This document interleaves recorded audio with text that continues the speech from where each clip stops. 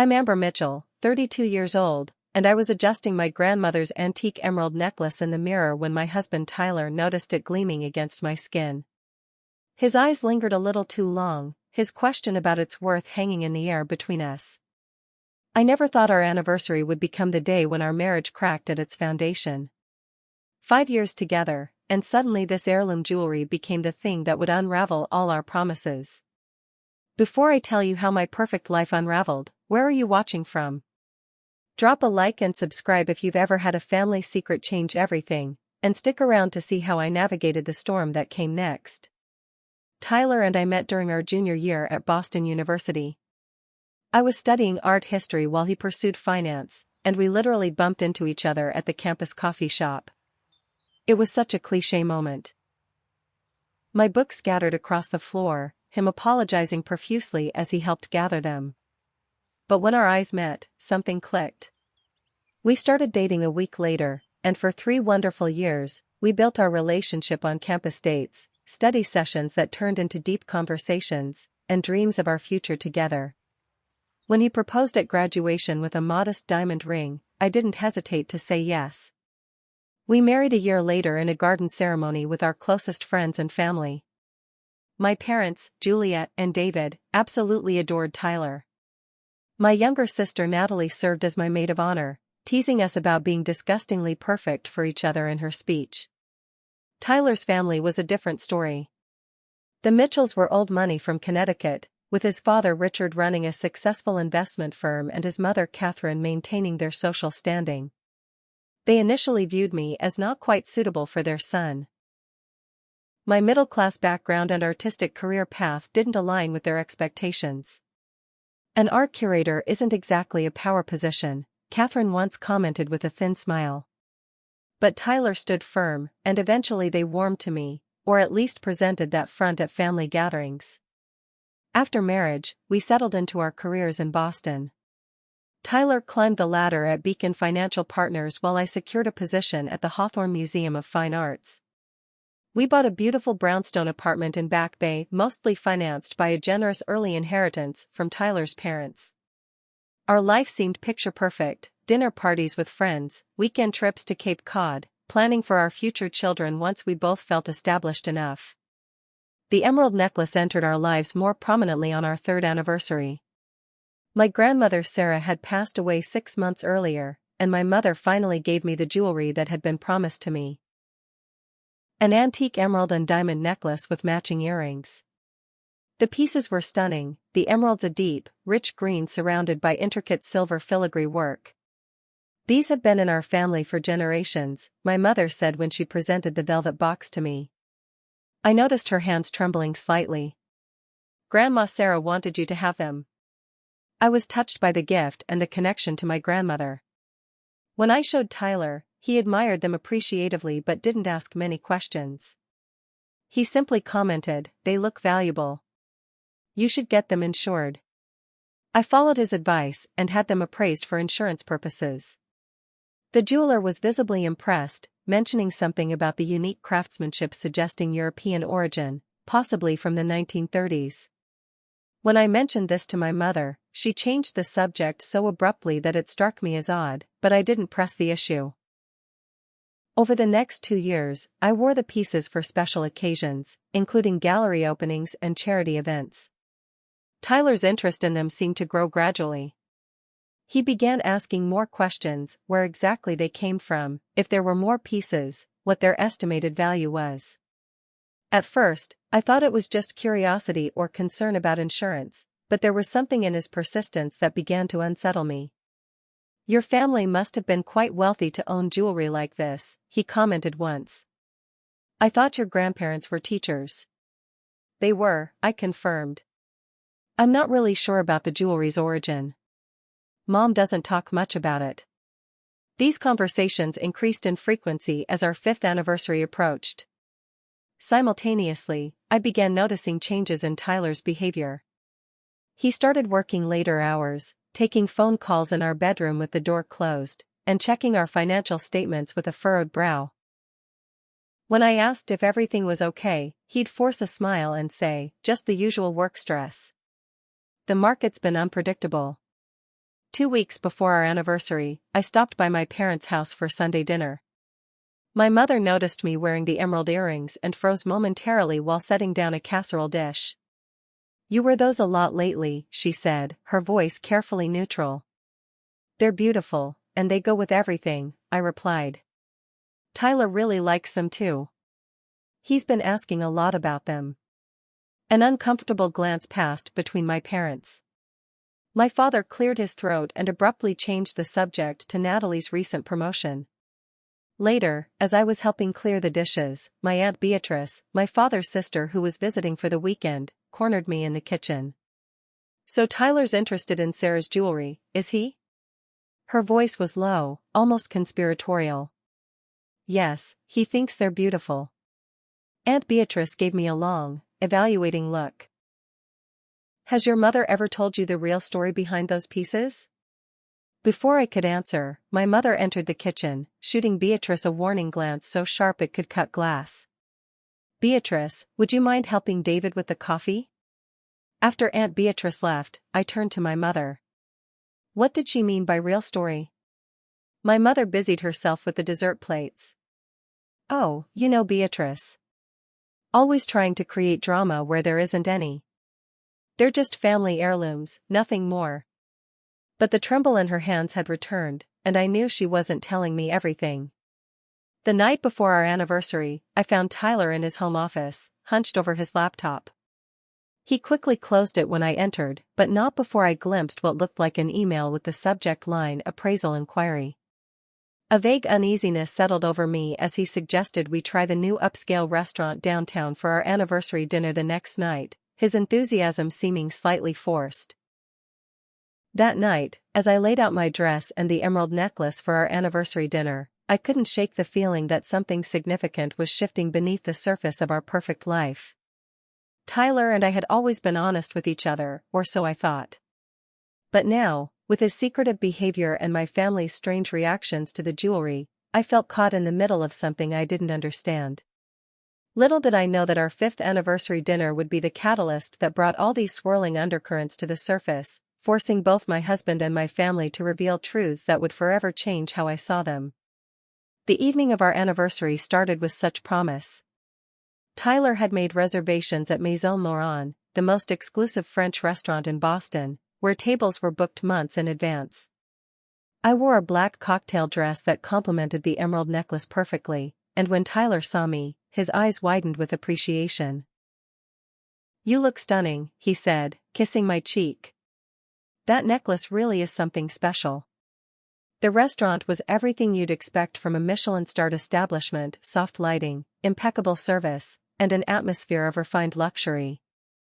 We were seated at a corner table with a view of the Charles River, and the maitre d' brought us champagne with the restaurant's compliments for our anniversary. Yet despite the romantic setting, I sensed tension in Tyler's posture. He seemed distracted, checking his phone under the table when he thought I wouldn't notice. Our conversation felt stilted, lacking the easy flow we typically enjoyed. We discussed work, friends, and made predictable toasts to 5 years together, but it all felt like we were going through the motions. As we finished our main course, Tyler reached across the table and took my hand, his thumb brushing over my wedding ring. "I've been meaning to ask you something," he said, his voice carefully casual. "That necklace and the earrings, have you ever had them professionally valued? I mean beyond the insurance appraisal." The question caught me off guard. "No, why would I? The insurance appraisal gave us what we needed for coverage." Tyler's eyes fixed on the emeralds at my throat. "I was reading an article about antique jewelry recently. Pieces from certain periods can be worth significantly more than their apparent value, especially with provenance." "Provenance?" I repeated, suddenly remembering the jeweler's comments about European craftsmanship. "Yes, history of ownership. Family connections can increase value substantially." He paused, taking a sip of wine. "Are there other pieces in your family? Besides the necklace and earrings?" The directness of his question made me uncomfortable. "I'm not sure. Maybe with my mother or aunts." "Why the sudden interest in my family jewelry, Tyler?" He shrugged, trying to appear nonchalant. Just curious.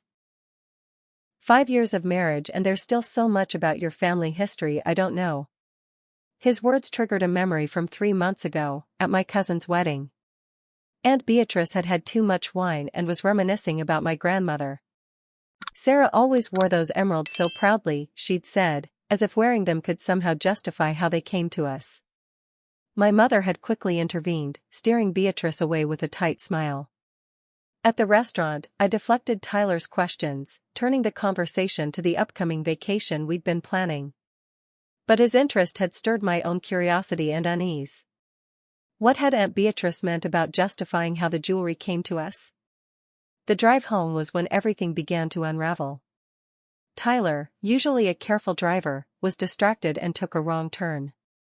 When I pointed it out, he snapped at me, something he rarely did. Sorry, he muttered. I have a lot on my mind. Like what? I pressed. You've been acting strange for weeks now. What's going on, Tyler? He was silent for so long I thought he might not answer. Then, gripping the steering wheel tightly, he said, there are some issues at work I haven't told you about. My stomach dropped. What kind of issues? Financial ones. His voice was tight. Beacon's been struggling since the Westover deal fell through. There have been layoffs. Why didn't you tell me? I asked, hurt by the secrecy. I didn't want to worry you. I thought I could handle it. He paused at a red light, turning to look at me. But it's worse than I initially thought. I'm not just worried about my job, Amber. I've made some investments that haven't panned out. The light turned green, but the car behind us had to honk before Tyler noticed. As we continued home, he revealed the full extent of our situation. He'd taken significant personal loans to invest in what he believed was a sure thing, only to lose almost everything when the company unexpectedly filed for bankruptcy. We were now carrying debt I'd known nothing about. How much? I asked, my voice barely audible. Almost $200,000, he admitted. Plus the mortgage and your student loans. The magnitude stunned me. How could you keep this from me? We're supposed to be partners, Tyler. I was trying to fix it before you had to know, he shot back. I've been looking at all our assets, trying to figure out a way through this. That's why I've been asking about the jewelry. If it's as valuable as I suspect, it could help us get back on solid ground. I felt as if I'd been slapped. So all this sudden interest in my family heirlooms was about selling them? They're not just jewelry to me, Tyler. They're my connection to my grandmother. It's not like that, he protested, but his expression told me otherwise. I'm just saying we need to consider all options. If those pieces are worth what I think they might be, especially with their history. What do you mean, their history? I interrupted. What do you know about them that I don't? Tyler hesitated, then confessed, I showed photos to a private appraiser.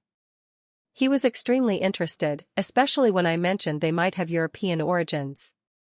He asked specific questions about provenance that I couldn't answer. I felt violated.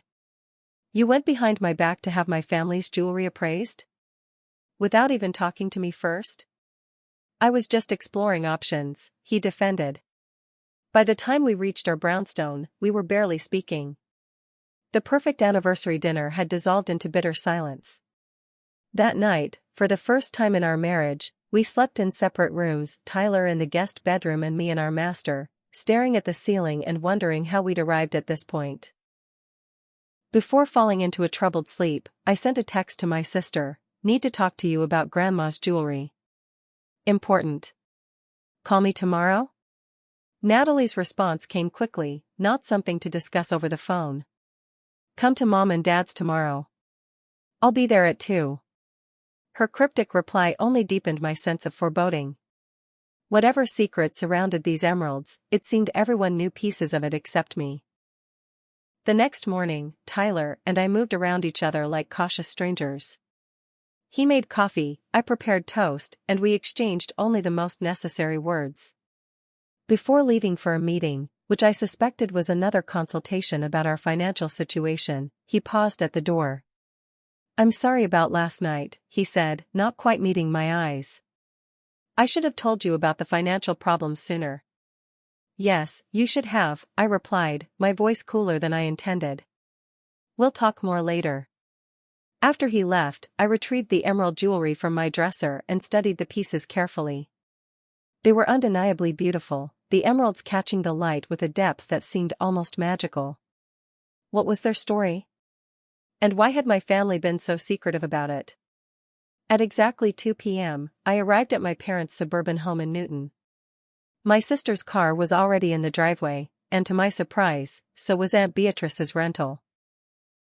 When my mother opened the door, her usual warm smile was replaced with an anxious expression. "Amber, sweetie. Come in."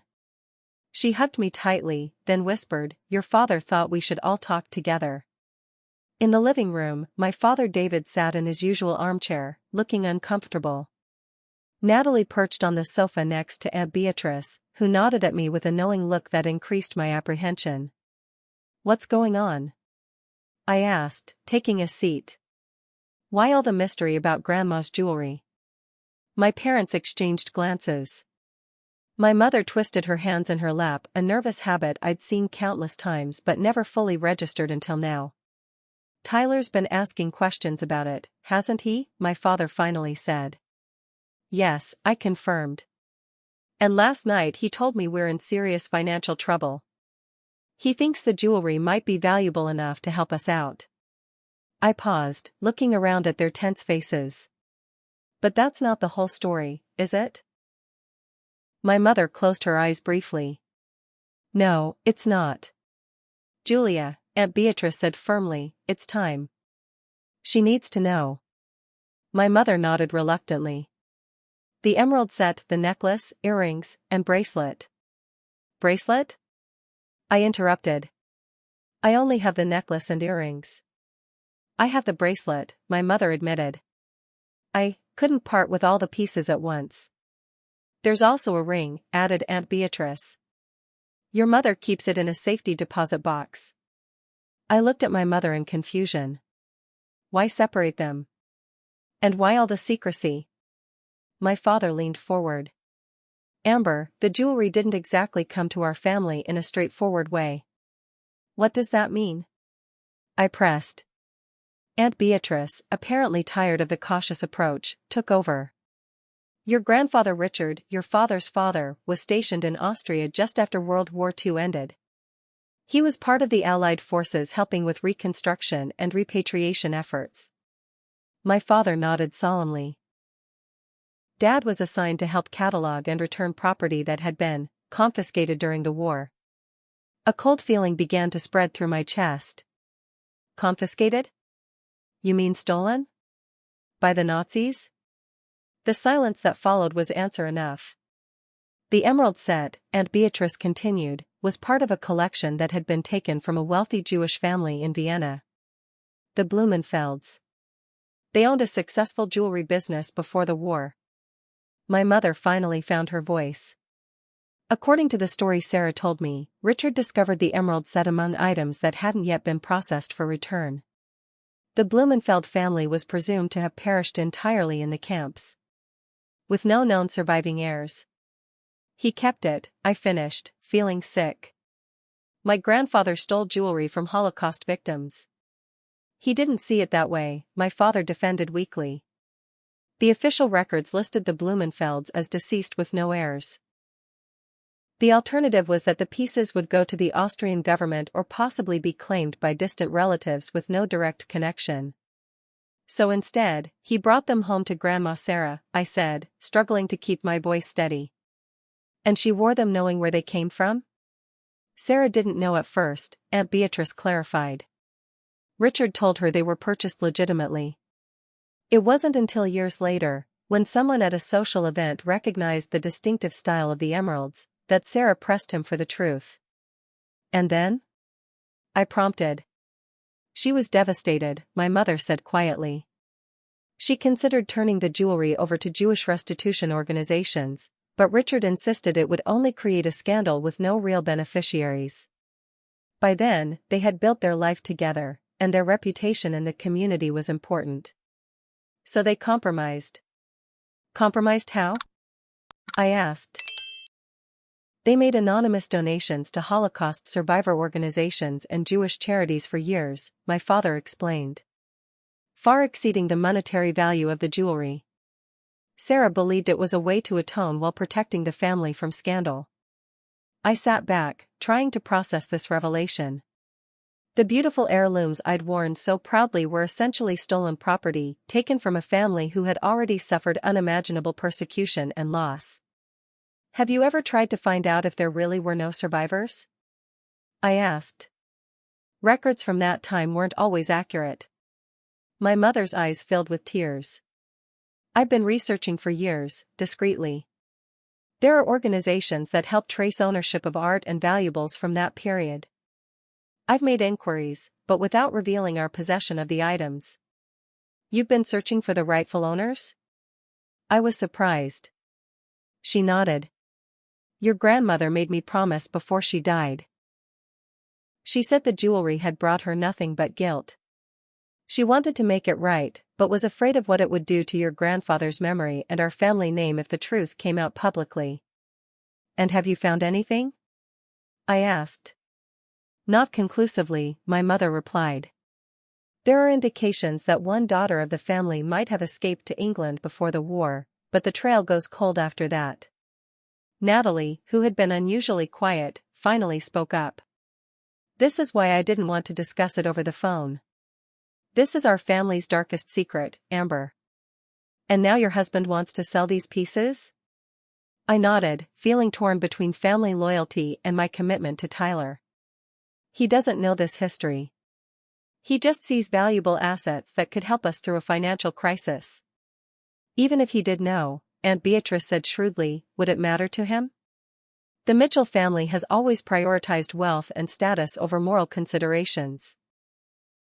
That's not fair, I defended automatically, though doubt crept in as I remembered Tyler's focus on the jewelry's monetary value. Whatever Tyler's motives, my father interjected, these pieces represent a moral obligation our family has carried for decades.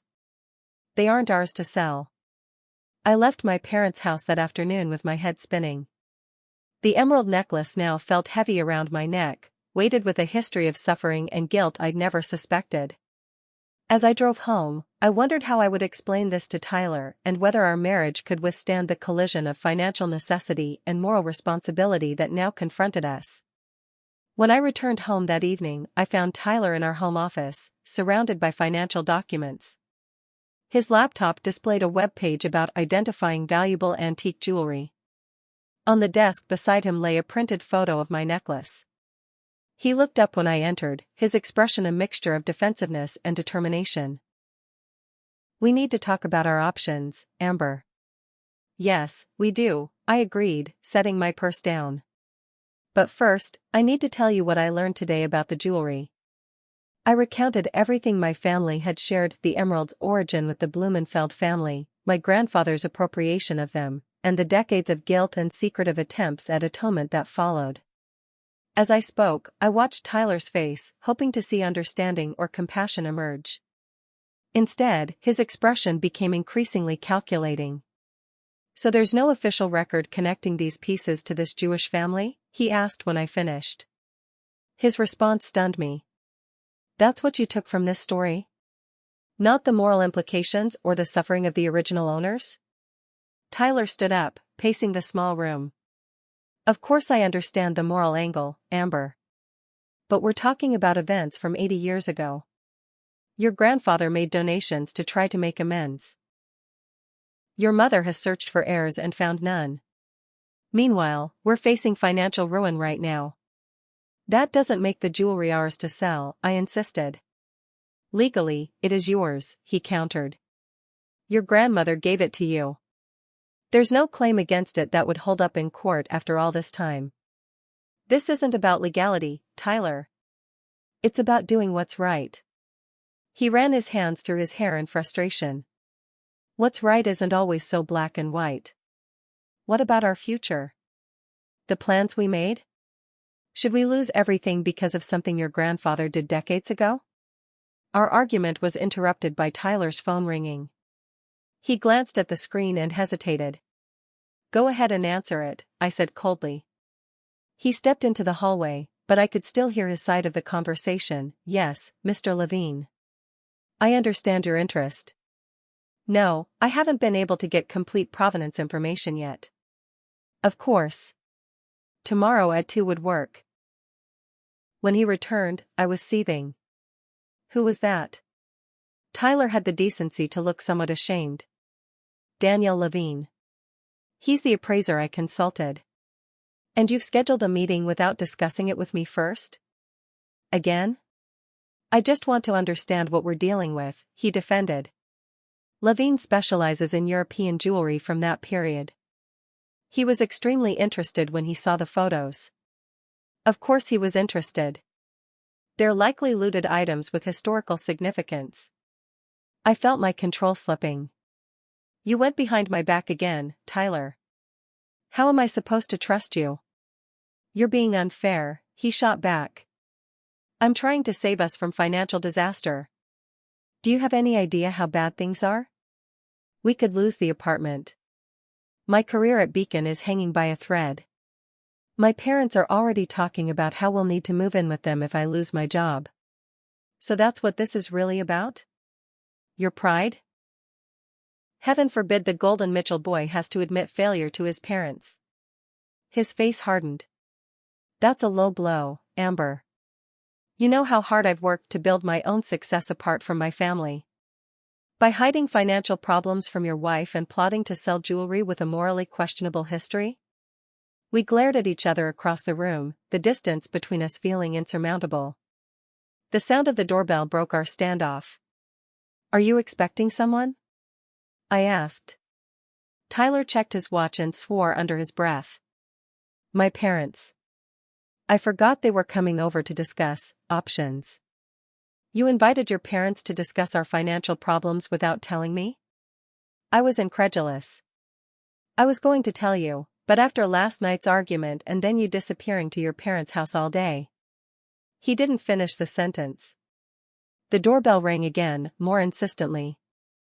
With a sigh, I went to answer it, plastering on a fake smile for my in-laws.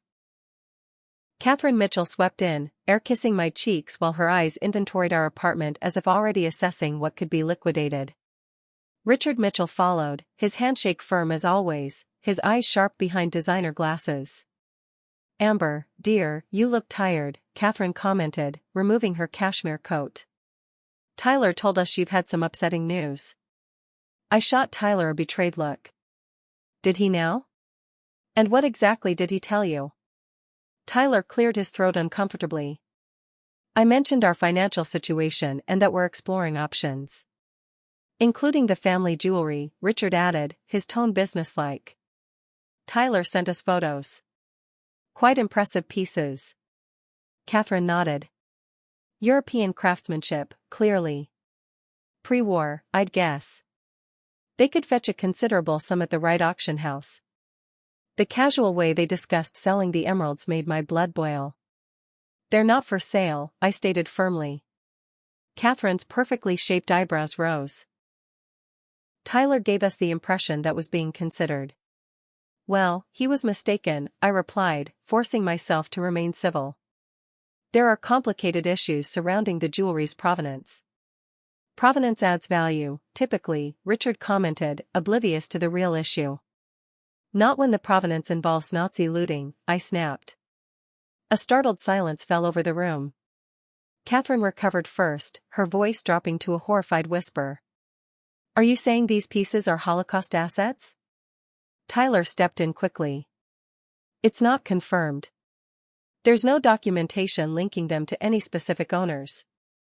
But my family believes they were taken from a Jewish family in Vienna, I added. And I'm inclined to agree with them.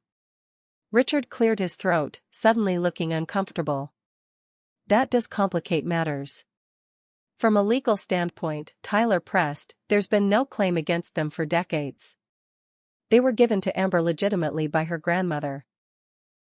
I couldn't believe what I was hearing. Are you actually suggesting we ignore the moral implications and sell them anyway? Catherine placed a manicured hand on my arm. Amber, dear, no one is suggesting anything unethical. But one must be practical in times of crisis. Perhaps a portion of the proceeds could go to an appropriate Holocaust charity? The suggestion was so tone-deaf I nearly laughed. That's not how this works. These pieces represent a family who lost everything: their business, their home, probably their lives. They're not ours to profit from. They're not some abstract symbol, Tyler argued. They're physical assets that could save our future. The divide between us had never felt wider. In that moment, I saw something in Tyler I'd never recognized before: a willingness to compromise principles when they became inconvenient. I wondered if it had always been there, hidden beneath the surface of our seemingly perfect marriage. The evening devolved from there. Tyler and his parents talked strategy and numbers while I sat in silence, feeling increasingly alienated. When they finally left, with promises to think creatively about our situation, Tyler and I faced each other in the living room. I can't believe you discussed all this with your parents before we'd even resolved it between ourselves, I said. They have connections that could help us, he replied defensively. And at least they're being practical instead of clinging to idealistic notions about jewelry that's been in your family's possession for generations. Stolen possession, I corrected. Tyler's phone chimed with a text. He checked it, then looked up with renewed determination. That was Levine. He says based on the photos alone, he estimates the complete set could be worth over $500,000 in today's market. Possibly significantly more, given their historical context. The figure hung in the air between us. It was enough to solve all our financial problems with room to spare. I won't sell them, Tyler, I said quietly but firmly. And I won't let you sell them either. His expression hardened. Then what do you suggest we do? Watch everything we've built together crumble because of your family's guilty conscience over something that happened before either of us was born? I had no immediate answer, but I knew one thing with absolute certainty: the emeralds represented a moral crossroads, and the path Tyler wanted to take was one I couldn't follow. 3 days after our confrontation, Tyler suggested we have dinner with my family to discuss everything openly. His tone was conciliatory, and I cautiously agreed, hoping he had reconsidered his position. I arranged for everyone to gather at my parents' house the following evening. The atmosphere was tense from the moment we arrived. My mother had prepared a beautiful meal, but no one seemed particularly interested in eating. Tyler made stilted conversation with my father about baseball while Natalie watched him suspiciously. Aunt Beatrice, who had decided to extend her visit, observed everything with shrewd eyes. After dinner, we moved to the living room. My mother brought out coffee, her hand still showing that telltale tremor. I think we should address the elephant in the room, Tyler began, setting down his cup. Amber has shared with me the history behind the emerald jewelry, and I understand your concerns. My father nodded cautiously. It's a complicated situation. One our family has struggled with for decades. I appreciate that, Tyler continued, his voice reasonable. But I think we need to consider all aspects of the situation practically. Aunt Beatrice snorted softly. Practically. That's a convenient word. Tyler ignored her. The fact is, these pieces have been in your family's possession for over 70 years. Your father acquired them through official channels, however questionable those might seem by today's standards. You've made efforts to find heirs and been unsuccessful. That doesn't make them rightfully ours, my mother interjected. From a strictly legal standpoint, it does, Tyler countered. And while I respect the moral considerations, we're facing a crisis that these assets could resolve. They're not just assets, I said quietly. Tyler continued as if he hadn't heard me. I've consulted with a specialist who believes the complete set could be worth considerably more than we initially thought. We're talking about enough money to not only resolve our current situation but secure our future. My father's expression darkened. So your plan is to profit from items taken from Holocaust victims? That's not how I see it, Tyler insisted. I see it as making the best of a complex situation that none of us created. If you're concerned about the moral aspect, we could donate a percentage to Holocaust remembrance organizations. How generous, Aunt Beatrice remarked sarcastically. Tyler's careful composure began to crack. With all due respect, this isn't your decision to make. The jewelry was given to Amber. They're legally hers now. To protect and eventually return if possible, my mother clarified, not to sell for profit. Return to whom? Tyler challenged. You've been searching for years with no success. Meanwhile, we're facing financial ruin now. The tension in the room was unbearable. I glanced at Natalie, who had remained uncharacteristically quiet throughout the exchange. She met my eyes with a look of silent support. There's something you should know, Aunt Beatrice said suddenly, straightening in her chair. Something Sarah told me before she died that I don't think even Julia knows. All eyes turned to her. Richard didn't just happen upon those emeralds in some anonymous collection, she continued. He specifically sought them out because of their value. The Blumenfeld family was well known in European jewelry circles. Their pieces were distinctive and highly prized. My father looked stunned. Are you saying Dad deliberately took them knowing they were looted?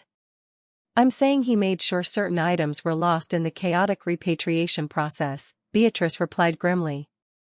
The emerald set wasn't the only thing, but it was the most valuable. A heavy silence fell over the room. The revelation that my grandfather's actions had been calculated rather than opportunistic made the situation even more disturbing. Tyler was the first to recover. While that's certainly unfortunate, it doesn't change the current reality. These pieces came to Amber through her grandmother. Whatever their origin, they're now hers to decide about. My mother's face had gone pale. All these years, I thought it was a mistake, a moment of weakness. Her voice trailed off. Seeing her distress, something broke inside me. Enough, Tyler. Can't you see what this is doing to my family? This isn't just about money or legal ownership. It's about basic human decency. Decency won't pay our mortgage or save my career, he shot back, his facade of reasonableness finally crumbling. Do you think your family's guilt matters to the bank that's about to foreclose on us? Or to my firm when they hand me my termination notice? So your solution is to profit from stolen property? Property taken from people who were murdered in concentration camps? My solution is to be realistic.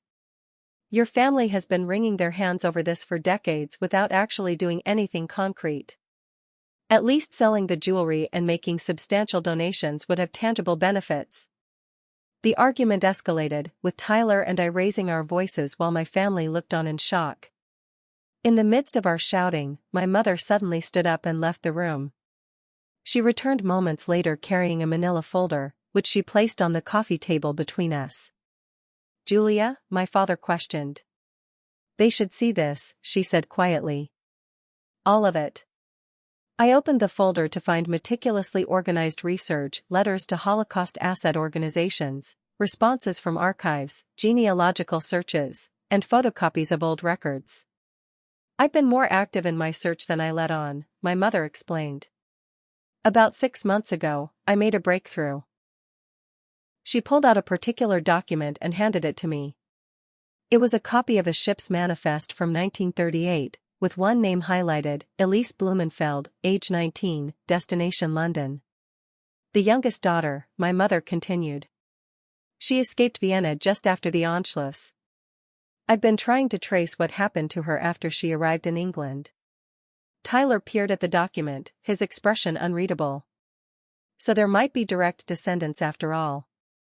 Yes, my mother confirmed. And there's more. She withdrew another paper, a black and white photograph of a young woman wearing the exact emerald necklace I now owned. This was Elise, at her engagement party in 1937. The jewelry was a family tradition, worn by Blumenfeld women on significant occasions. Seeing the original owner wearing the necklace with such pride and joy made the emerald's history suddenly, painfully real. These weren't just beautiful objects or financial assets. They were a tangible connection to a family whose world had been violently destroyed. Tyler stared at the photograph for a long moment, then looked up at me. His voice, when he finally spoke, was cold and resolved. You need to decide what matters more to you, Amber. Your family's obsession with atoning for the past, or our marriage and future together. Because I can't keep us afloat without liquidating significant assets, and these emeralds are the most valuable thing we have. The ultimatum hung in the air between us. My sister gasped softly. My father started to speak, but I raised my hand to stop him. If that's how you see this situation, Tyler, then maybe we don't have the same values I thought we did, I said, my voice surprisingly steady despite the turmoil inside me. This isn't just about money. It's about who we are and what we stand for. Fine words, he replied bitterly. Let's see how much your principles are worth when we lose everything. He stood up abruptly, grabbing his jacket. I'm going home. Take some time to think about what really matters, Amber. I'll expect your answer tomorrow. After Tyler left, the room remained silent for several long moments. Finally, Aunt Beatrice spoke up. Well, he's certainly Richard Mitchell's son. Same steel backbone when it comes to financial matters. She looked at me sympathetically. What will you do, dear? I looked down at the photograph of Elise Blumenfeld, a young woman near my age whose family treasures had somehow found their way to me across decades of displacement and loss. I'm going to do what should have been done years ago, I replied. I'm going to find her family and return what's rightfully theirs. What I didn't say aloud was that I feared my marriage might be the price of that decision. I didn't go home that night. Instead, I accepted Natalie's offer to stay in her guest room, needing space to think clearly without Tyler's presence. My sister provided a sympathetic ear as I poured out my confusion and heartbreak. I never thought Tyler could be so calculating, I confessed, sitting cross-legged on her bed while she brought me chamomile tea. I mean, I knew he was ambitious and financially minded, but this feels different. Like he's willing to compromise fundamental ethics for money. Natalie considered this. People show who they really are in crisis. Maybe this is who Tyler has always been, and you're just seeing it clearly now. Or maybe he's just desperate, I countered, trying to be fair. He's built his identity around being successful. Failing publicly, especially in front of his parents, would be devastating for him. That explains his behavior but doesn't excuse it, Natalie pointed out. The question is, what are you going to do now? I spent 3 days at Natalie's apartment, using her spare laptop to research Holocaust asset restitution while avoiding Tyler's increasingly frustrated texts and calls. I wasn't ready to face him until I had a clear plan. On the second day, I contacted Dr. Rachel Goldman, an art historian specializing in Nazi-looted valuables at Boston University. She agreed to meet me for coffee the following afternoon. Dr. Goldman was a petite woman in her 60s with sharp eyes behind stylish glasses. She listened intently as I explained the situation with the emeralds, occasionally nodding or making notes. Unfortunately, your family's story isn't unique, she said when I finished. Many servicemen brought home items with questionable provenance after the war. What's unusual is your desire to make things right after so many decades. What should I do? I asked. Is there a proper process for this kind of restitution? She nodded. There are several organizations that specialize in reuniting Holocaust-era assets with heirs.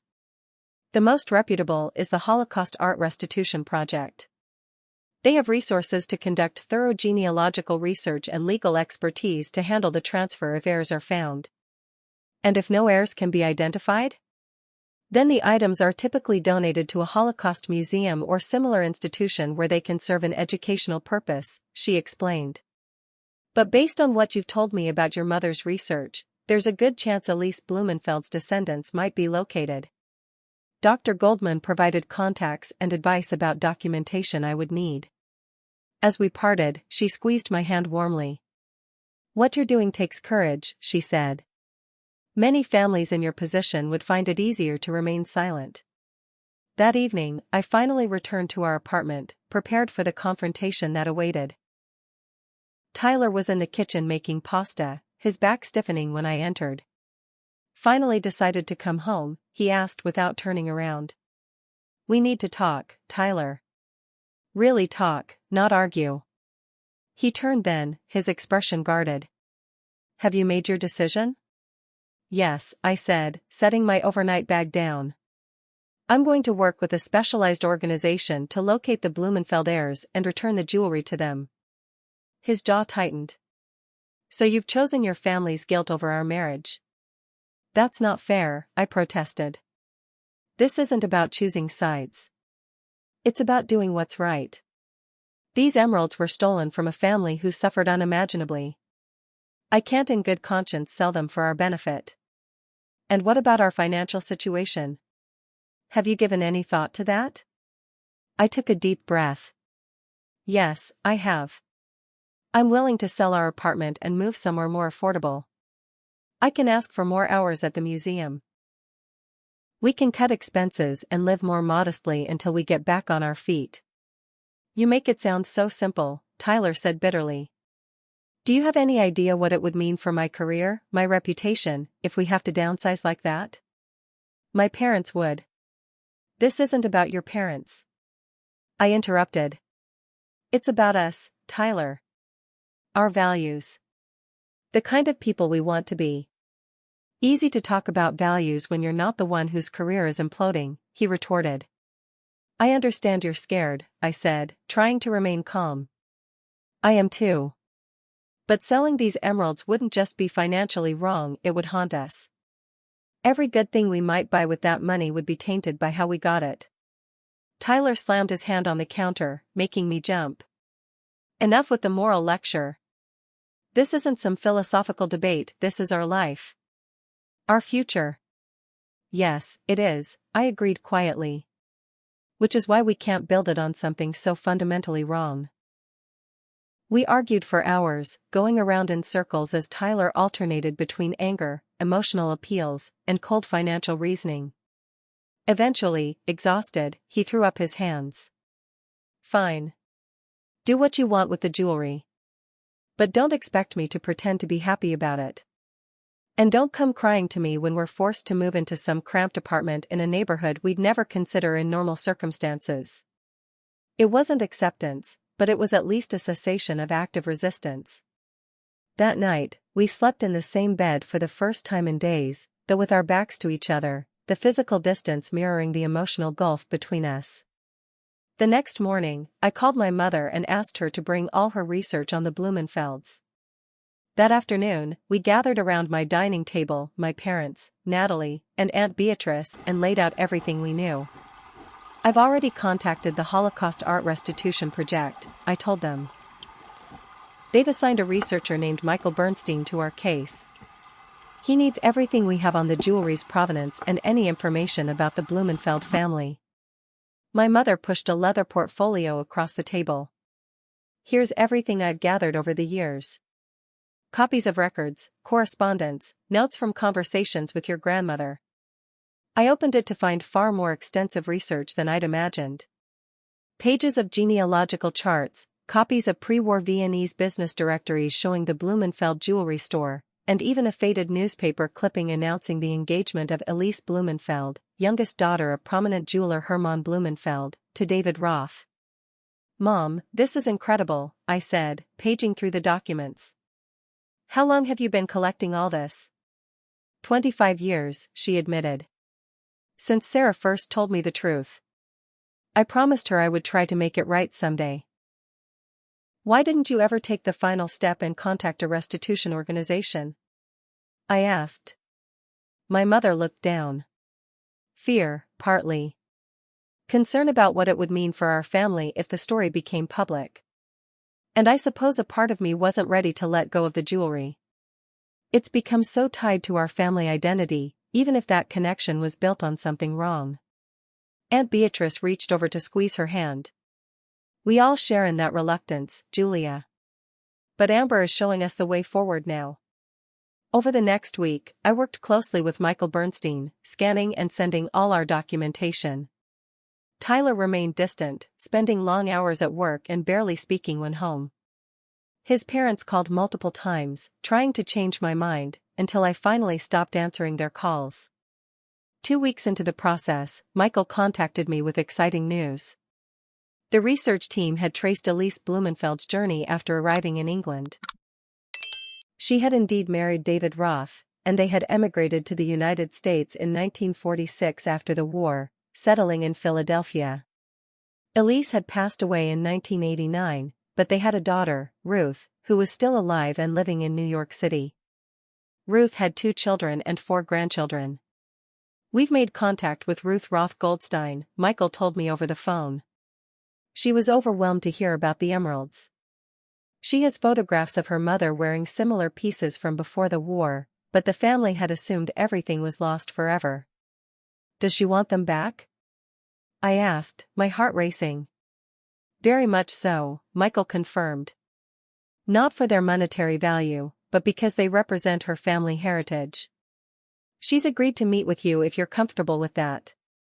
The meeting was arranged for the following Saturday at a neutral location, a private room in the offices of the Holocaust Art Restitution Project in New York.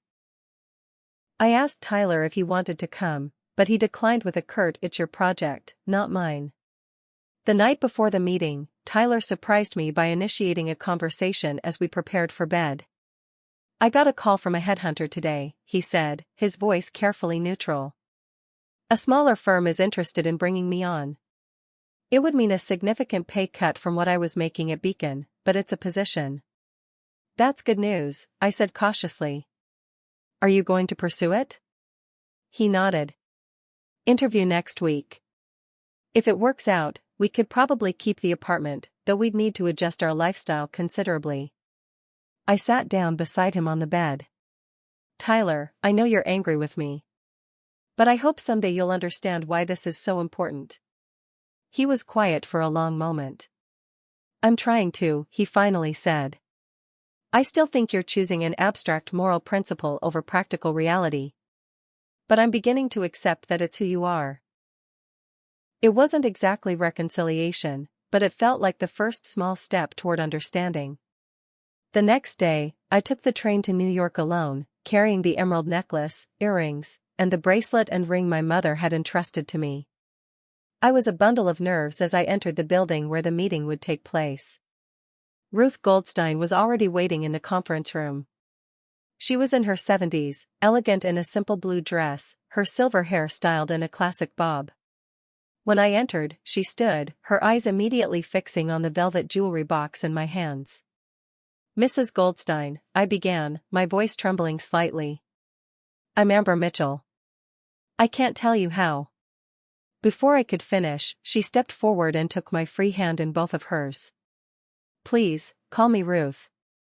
And there's no need for speeches. What you're doing speaks for itself." We sat down, and I opened the box, displaying the emeralds. Ruth's eyes filled with tears as she gently touched the necklace. "I never thought I'd see these again," she whispered. "My mother used to tell me stories about wearing them at special occasions in Vienna. The necklace was her engagement present from my grandparents."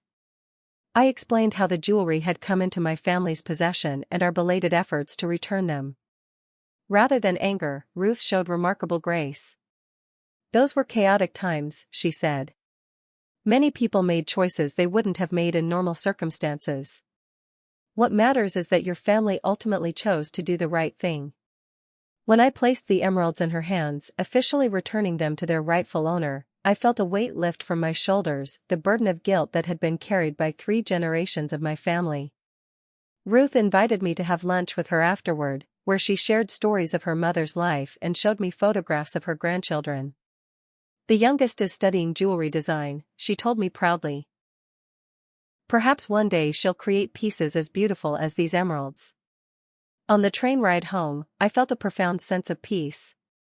Whatever happened with Tyler and our financial situation, I knew without doubt that I had made the right choice. 6 months passed, bringing changes I could never have anticipated. The most immediate was in our living situation. Tyler did get the position at the smaller firm, Greenfield Partners, but as predicted, it came with a significant salary reduction. After calculating our finances, we made the difficult decision to sell our brownstone and move to a modest two-bedroom apartment in Somerville. Tyler's parents were predictably dismayed. "You could have avoided all this," Catherine remarked during their only visit to our new place, her expression making it clear she found the neighborhood lacking. "Actually, Mom," Tyler responded, surprising me, "I think this situation has been clarifying in many ways." It was the first indication that perhaps he was beginning to see things differently. The process of returning the emeralds had progressed beyond my initial meeting with Ruth. The Holocaust Art Restitution Project documented the return thoroughly, using it as a case study in their educational materials, with our permission and Ruth's. My mother found unexpected relief in having the secret finally out in the open, though my father struggled more with the public acknowledgement of his father's actions. "I always idolized Dad," he confessed during a family dinner. "It's hard to reconcile the man I knew with someone who could make such a morally compromised choice." "People are complicated," Aunt Beatrice observed.